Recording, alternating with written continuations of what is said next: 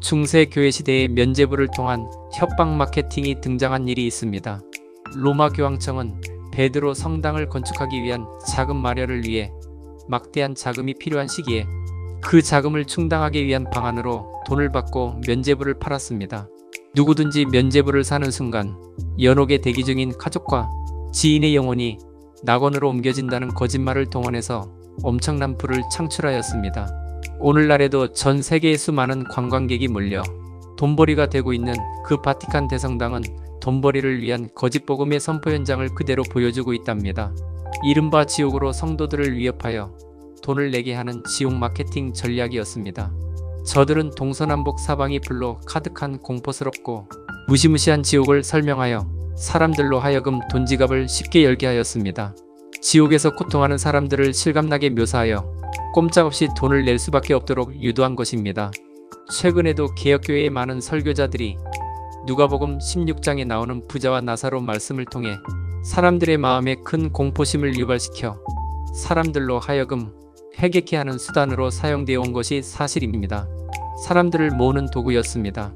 성경 본문은 사실상 비유였지만 일부 사람들에 의해서 역사적인 사실로 이해되어져 왜곡된 복음으로 변질되어 버렸습니다. 부자와 나사로 비유는 당시 대중사회에서 널리 퍼져 있고 알려져 있던 설화오화였습니다. 당시 유대사회의 역사학자 요세푸스의 기록에도 부자와 나사로 이야기가 등장하고 있는 것을 보아도 다른 사람들에게 교훈을 주기 위한 비유가 분명합니다. 듣는 이들에게 깨달음을 주기 위한 목적을 가진 비유였습니다. 예수께서 부자와 나사로 비유를 하신 계기가 무엇이었나요? 이 비유를 어떤 사연 때문에 하셨나요? 도대체 누구를 훈계하기 위한 목적으로 사용하셨습니까? 그 이유는 바리새인들에게 할 말씀이 있었기 때문이었습니다. 바리새인들은 돈을 좋아하는 자들이라 이 모든 것을 듣고 비웃거늘 예수님의 가르침을 비웃는 그들을 깨우치기 위함이었습니다. 청지기의 사명을 망각하고 재물과 모든 권력을 휘두르는 부유한 자들을 향한 경고로 그 비유를 사용하신 것입니다. 그렇다면 구체적으로 누가복음 16장에 나타난 부자와 나사로 이야기가 비유인 이유가 무엇일까요? 우선 성경을 더욱 넓게 보면 누가복음 16장 전에 있는 누가복음 15장에도 여러가지 비유를 말씀하신 것을 알 수 있습니다. 누가복음의 저자는 누가복음 15장과 16장이 예수님의 비유라고 분명히 밝히고 있습니다. 예수께서 그들에게 비유로 이르시되 성경을 보실 때에 누가복음 15장과 누가복음 16장을 별도의 장으로 보면 안 됩니다. 누가복음 15장과 16장은 모두가 비유의 연장선에 있는 것입니다. 그 비유들을 모아보면 다음과 같습니다. 1. 잃은 양의 비유. 2. 잃어버린 은전의 비유. 3. 탕자의 비유. 4. 지혜로운 청지기 비유. 5. 부자와 나사로 비유.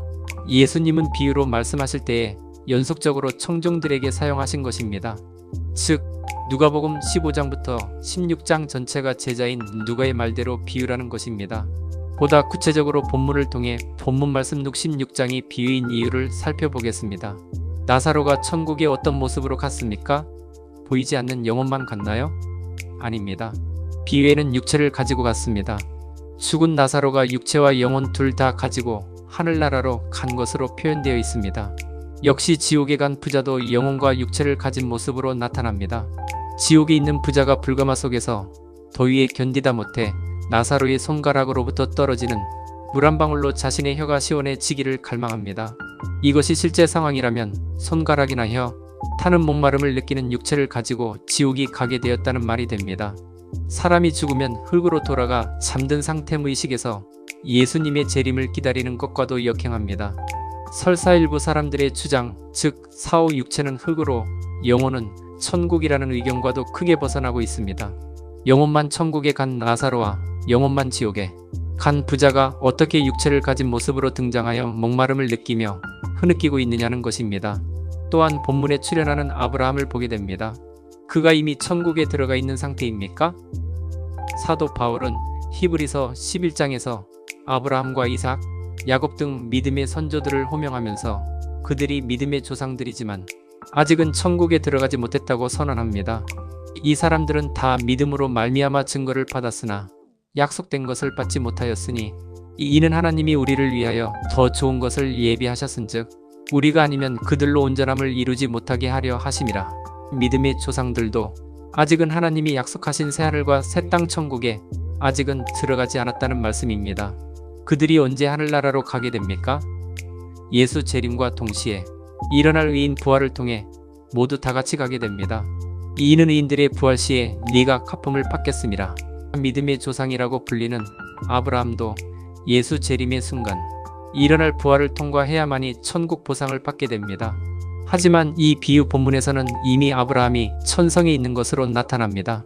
따라서 부자와 나사로 말씀은 지옥의 상황이나 천국의 환경을 묘사한 실제가 아니라 위선을 떨며 돈을 좋아하던 바리새인들을 교훈할 의도로 하신 비유였습니다. 본문에서는 지옥에 떨어진 부자가 목이 말라서 물 공급을 요청한 대상이 하나님이 아니라 아브라함이었습니다. 이미 지옥에 간 자들과 부자가 왜 아브라함을 찾아 물이 필요하다며 요청해야 되겠습니까?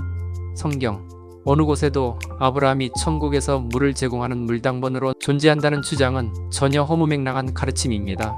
해괴한 해석이 되고 맙니다. 결국 이 본문은 실제로 일어난 사건이 아니라 예수님 주위에서 듣는 자들에게 교훈을 제공하기 위한 비유인 것입니다. 마지막으로 부자와 나사로 말씀에 등장하는 지옥과 천국은 매우 가까이 있는 곳입니다. 마주보고 있습니다. 서로 대화가 가능할 정도로 단거리입니다.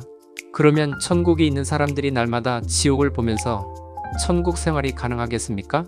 지상에서 가족으로 지냈던 사람들이 유황불에서 괴로워하며 좀비가 되어 발광하는 모습을 지켜보고 천국의 행복을 누리는 것이 가능할까요? 뜨거운 불에 몸서리치며 제발 소원이니 물 한 방울이라도 찍어달라는 요청을 듣고도 못 본 척하며 구원받는 감격으로 살 수 있겠습니까? 그러니 땅에 있을 때 믿었어야지, 이제 안 믿은 죗값을 치러야지 라고 말하며 자신은 마냥 기뻐 뛰며 춤추는 천국 생활을 만끽할 수 있을까요? 하늘나라가 그런 곳이라면 그런 천국은 없어야 합니다. 그런 천국이 존재한다면 그곳이 오히려 생생한 지옥일 뿐입니다. 따라서 부자와 나사 비유 본문 성경을 지옥이나 천국의 상황을 설명하는 협박 도구로 가르치면 위험합니다. 우리는 비유를 통해서 한 가지 교훈을 얻는 것이지 비유 속에 나타난 문자 하나하나에 그 의미와 뜻을 찾으면 하나님의 본 의도와는 다른 복음을 출현시킬 위험에 빠지게 되는 것입니다.